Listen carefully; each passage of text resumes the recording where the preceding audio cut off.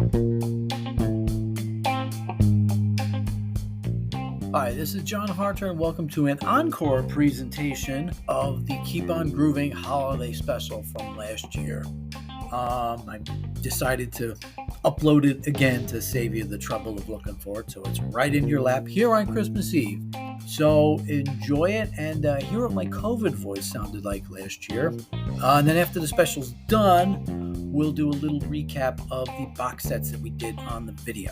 So see you when we're done. One of the bits of stretching regarding Jimmy and Christmas for me involves Curtis Knight and the Squires. As I've mentioned a number of times, on December 26, 1965, the band played George's Club 20 in Hackensack, New Jersey. As someone born in Passaic and being a former resident of Wallington and East Rutherford, it was always hard for me to imagine Jimmy was right in my backyard, albeit a few years before I was born, but it happened. The band played a mix of blues, R&B, and some rock and roll covers. Jimmy also took a few turns on lead vocal. Curtis even mentioned the band was being recorded that night, so must have been in the back of Jimmy's mind to really do well. These were among the tapes Ed Chalpin had in his possession, thanks to Jimmy's $1 contract that ended up yielding the Band of Gypsies album as a court settlement. After Jimmy's death, these tapes were recycled endlessly.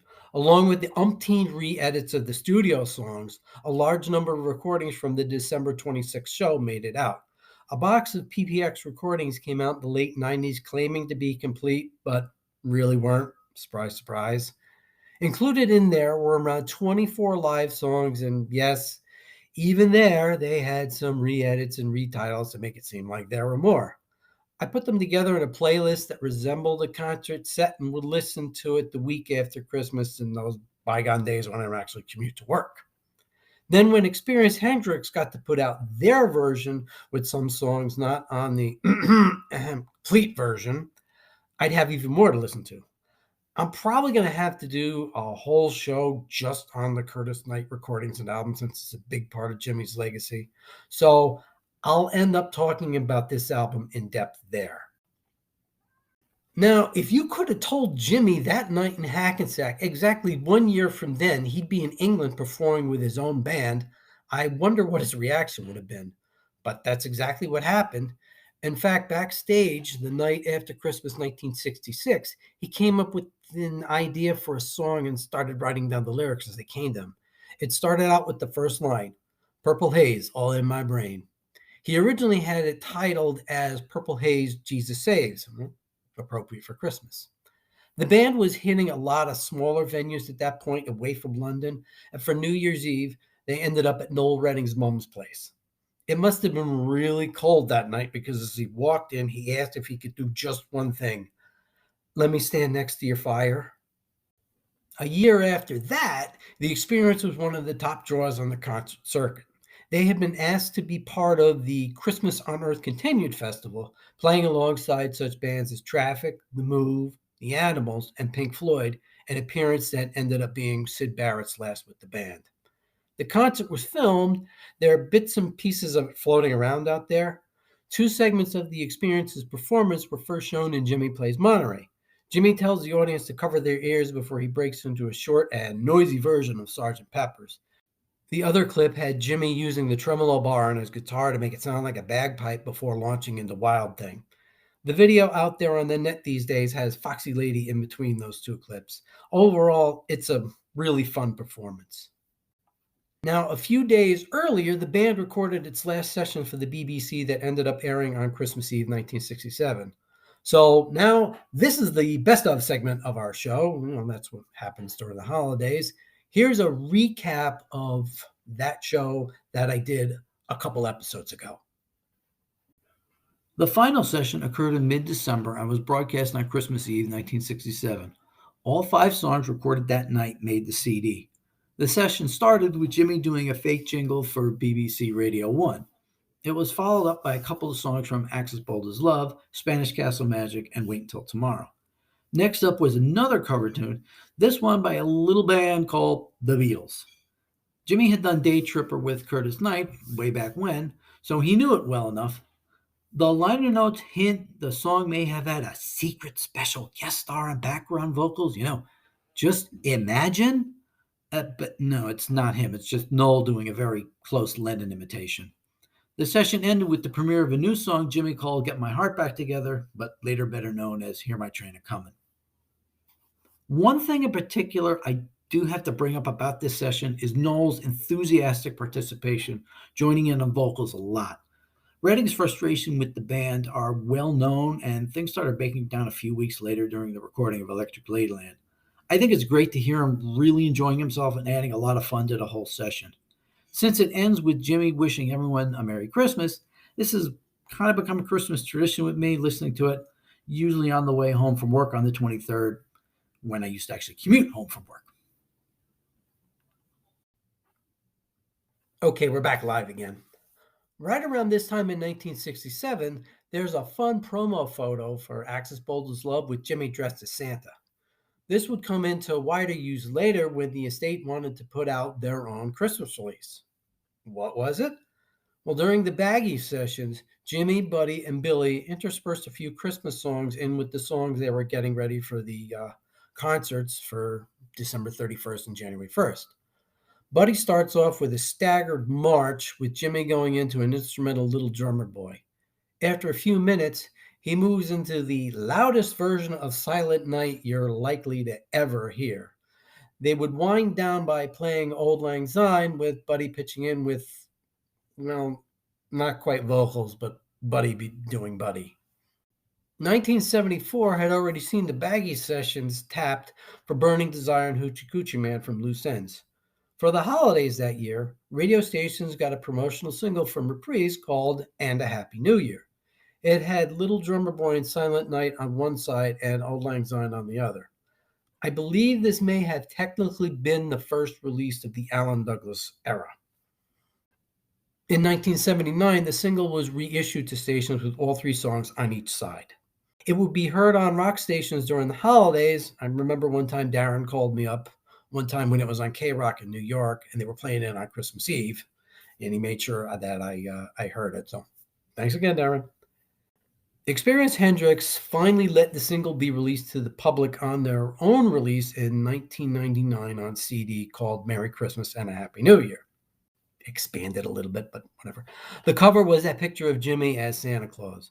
It includes the edited version, which is oddly enough shorter than the 1979 version when all three are together, an extended version which switches to mono at the point where the single version ends, and Three Little Bears, which is currently the only place you can get it now until they finally get around to reissuing War Heroes.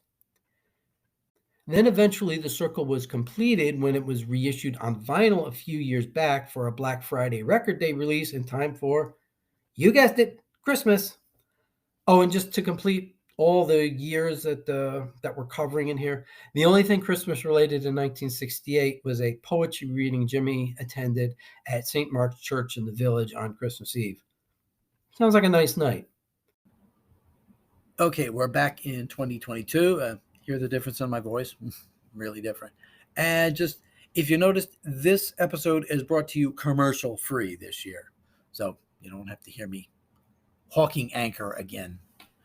So anyway, the box sets started coming out in 1990 with the Lifeline set, which was basically the radio show, live and unreleased, put on CD, and then augmented with the LA concert, which was actually part of the original radio show, but not included on the live and unreleased version from Europe, from Castle.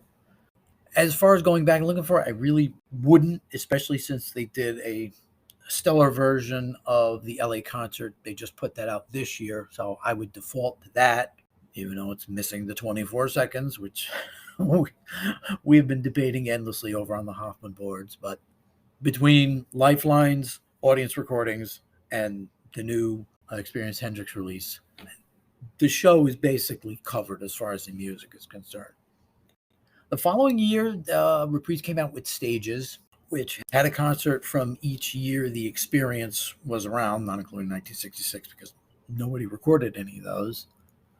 So they had a show from Stockholm from September of 1967. That's was on a radio show and it was only half hour long, so 32 minutes to be precise. They did 8 songs, but still kind of short. Should have been padded out with something else, anything else at that point.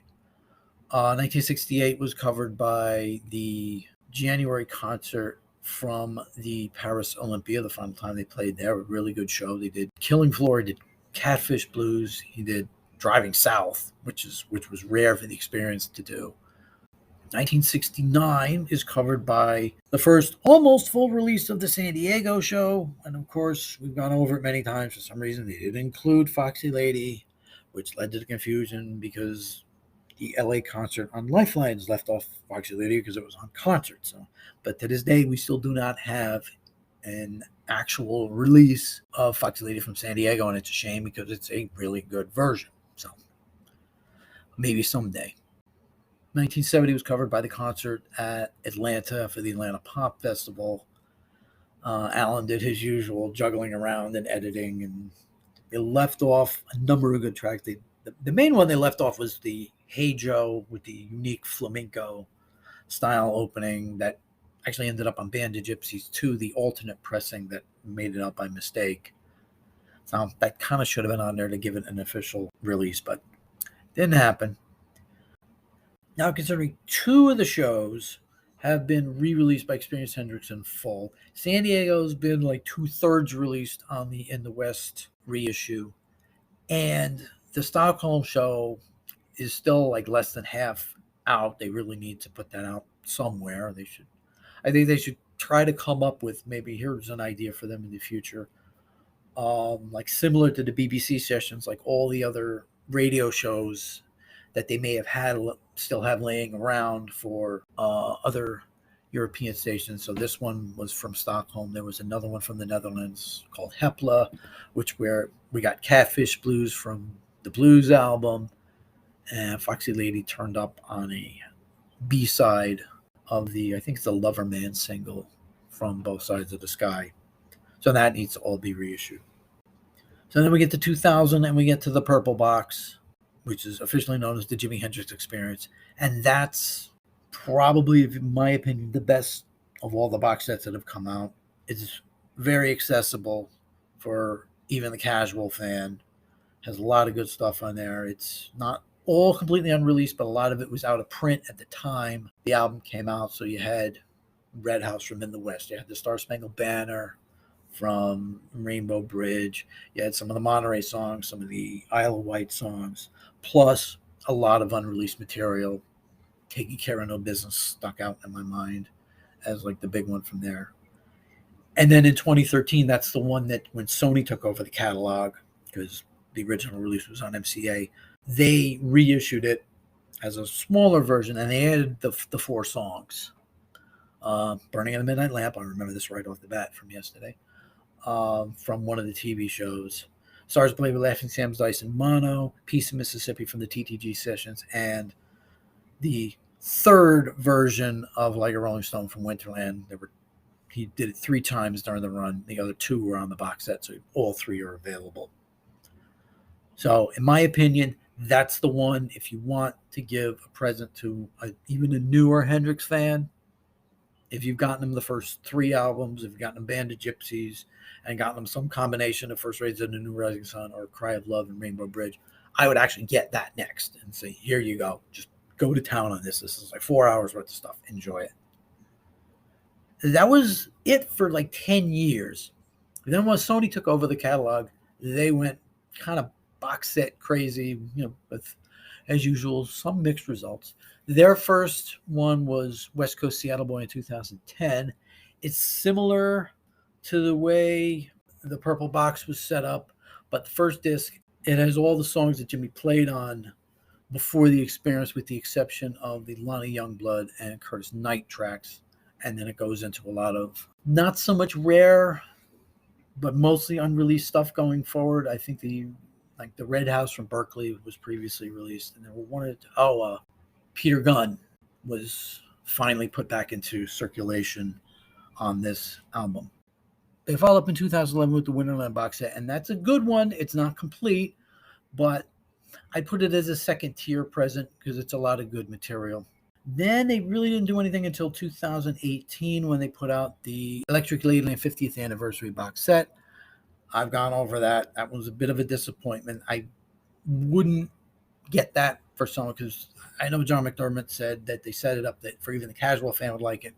I don't think it would satisfy the casual fan, and I don't think it would be kind of too much for them. And hardcore fans like myself were somewhat disappointed in it.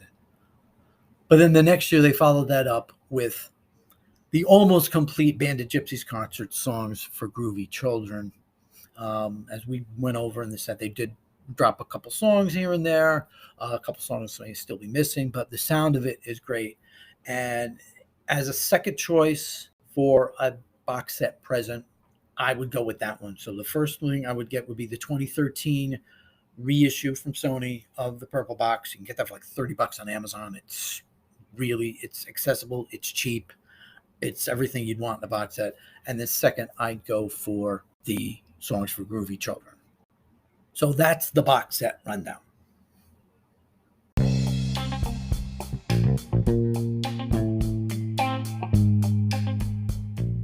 Well, thanks for listening to this enhanced version of the holiday special.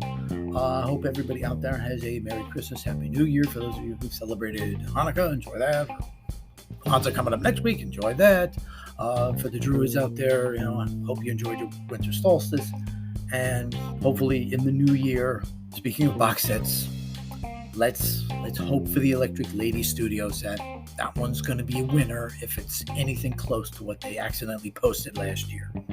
So, Merry Christmas and Happy New Year.